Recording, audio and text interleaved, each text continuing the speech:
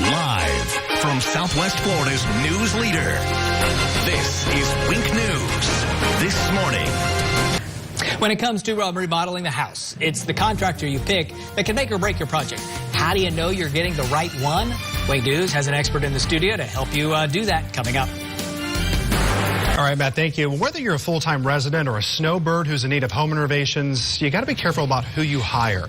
When it comes to hiring the right contractor, many ask, where do you even start? Sean King is here, and he's the author of The Ultimate Guide to Hiring the Right Contractor, a brand new book that you wrote. Yes, and bestseller. Yeah, bestseller. And this is great because a lot of people, especially in our area, are doing home remodels, Sure. and we have a lot of contractors here.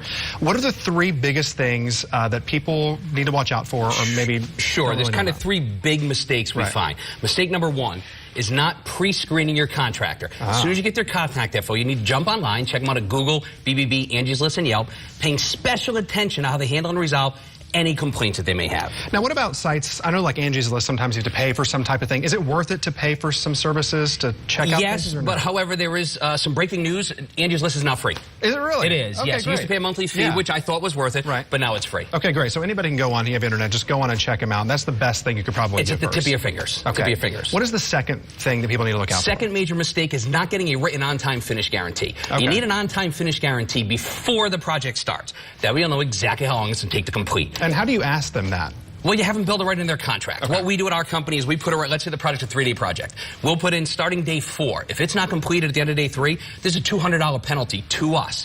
So it lets our client know we are invested in getting this project done in a timely fashion. So you're not dragging it out for 5 months. They tell you kitchen will be done in 2 weeks, and then 5 months later you're outside washing your dishes with a garden hose. That's a true story. Happened to a client of ours. And that's incredible. So what if they're resisting that?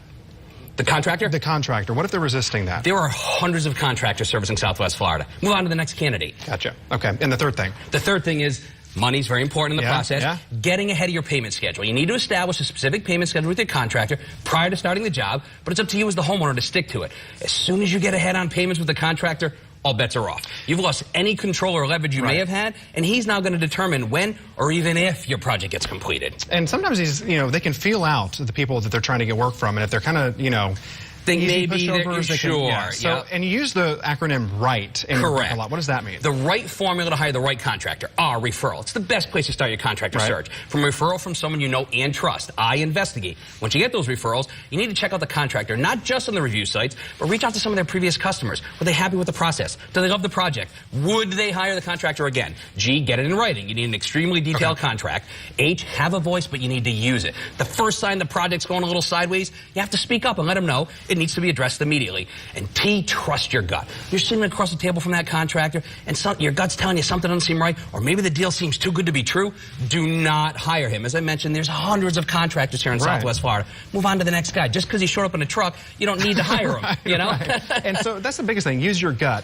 But what about prepayments ahead of time? A lot of people might try to get that. The way our company works is we don't take a dime until 100% job completion. Not every contractor works that way. In fact, most do not. What you want to do is set up that structure that you are comfortable with. Do not let the contractor dictate it. So if they ask for a third down, a third at start, and a third at completion, that doesn't mean that's not negotiable.